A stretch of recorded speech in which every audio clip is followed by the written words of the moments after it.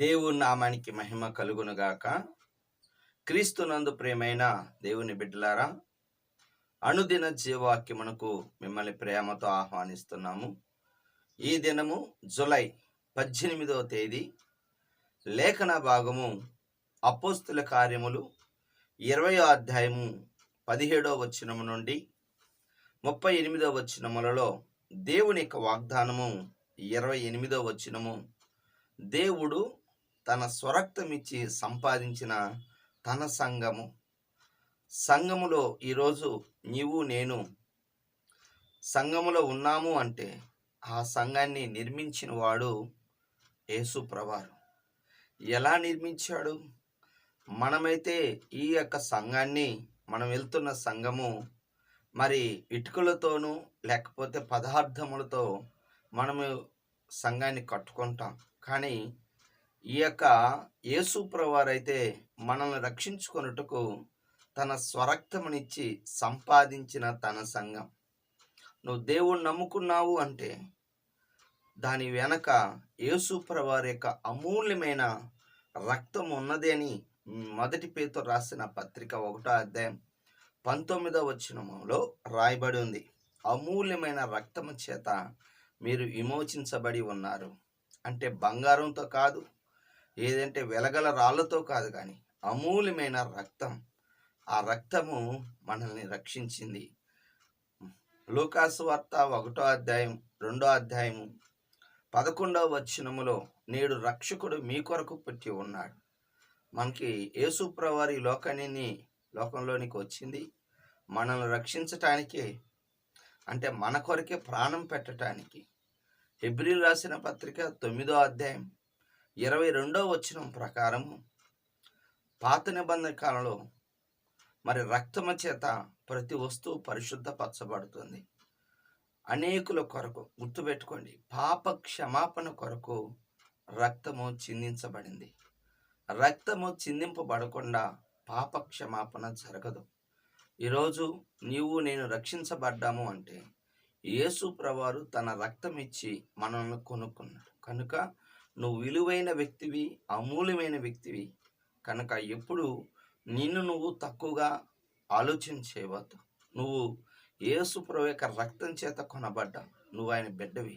కనుక దయచేసి నువ్వు విలువైన వ్యక్తిగా నువ్వు ఎంచుకోవాలి. ఈ లోకంలో బంగారం అనేది విలువైనదే, దాచుకుంటారు, జాగ్రత్త పడతారు. కనుక నీ రక్షణను మరి జాగ్రత్తగా నువ్వు కొనసాగించుకోవాలి.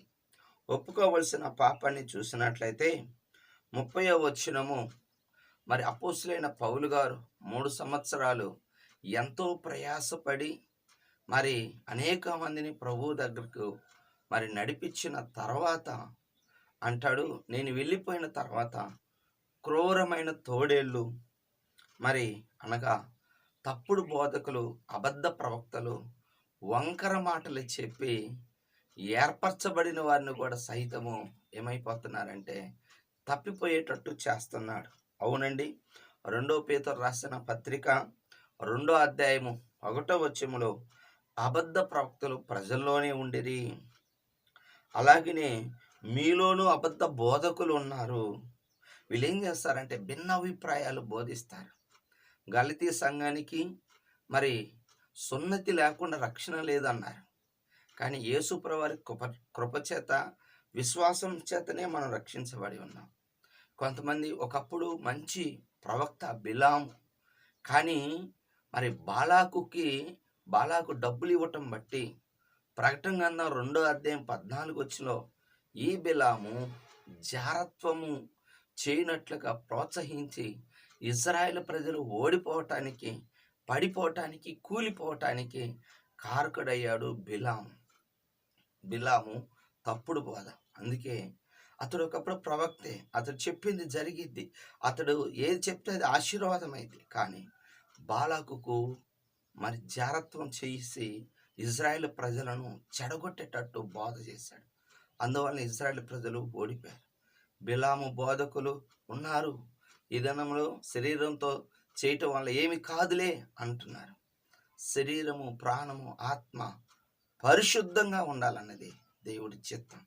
చివరిగా ఆజ్ఞ 35వ వచనములో చూసినట్లయితే అపోస్తులైన పౌలు గారు ప్రారంభంలో సంఘాన్ని కట్టేటప్పుడు అన్ని విషయాల్లో నేను మీకు మాదిరి ఉంచి తిని, అంటే అర్థమేంటో తెలిసిన అవసరాల నిమిత్తం తానే ప్రయాసపడ్డాడు, తానే కష్టపడి పని చేసి తన అవసరాలు తీర్చుకున్నాడు. కొంతకాలం అయిన తర్వాత ఆ కొరింథీ సంఘంతో అంటున్నాడు, నేను మీకు భారంగా ఉండకపోతిని అని అన్యాయం చేశానని. 2 కొరింథీ 12:13 అంటే ఒక్కొక్కసారి మనము ఇతరులకి భారముగా ఉండకూడదని గుర్తుపెట్టుకోండి. మనమే వారికి సహాయకరంగా ఉండాలి. యేసు ప్రభువారు యోహాను సువార్త 13:15 యేసు ప్రభువారు శిష్యుల పాదాలు కడిగి తగ్గించుకునేది చూపించాడు. ఇవ్వటం పుచ్చుకునుడి కంటే ఇవ్వటమే ధన్యత. కనుక మనం ఇచ్చే విషయంలోనూ అలాగనే తగ్గించుకునే విషయంలో మనము మాదిరికరంగా ఉందుముగాక. దేవుడి మాటలు దీవించునుగాక. ప్రార్థన చేసుకుందాం. ప్రియ పరలోక తండ్రి, యేసయ్యా నీకు వందనాలు. అయ్యా, నీ స్వరక్తం ఇచ్చిన సంపాదించిన సంఘములో నన్ను సభ్యునిగా చేస్తున్నందుకు వందనాలు. నేను ఇతరులని కలవరపరచకుండా, దుర్బోధ చేయకుండా జాగ్రత్తగా ఉన్నట్లుగా దయచేయండి. అన్ని విషయాల్లో నాయన మాదిరికరంగాను తగ్గింపు జీవితము దయచేయండి. నాయన వింటున్న వారికి నాయన రక్షణ, మారు మనసు దయచేయండి. వారి అవసరతక్కలు తీర్చండి. మేము అన్ని విషయాల్లో మాదిరికరంగా ఉండినట్లుగా కృప చూపించమని, మహిమను తెచ్చుకోమని యేసు నామంలో ప్రార్థిస్తున్నాను తండ్రి. ఆమె తండ్రి యొక్క ప్రేమ, కుమారుని యొక్క కృప, పరిశుద్ధాత్మిక దీవెన సదాకాలం మనందరికి తోడై ఉండును గాక. ఆమేన్. హల్లెలూయా. దేవుడు మిమ్మల్ని దీవించును గాక. ఆమేన్.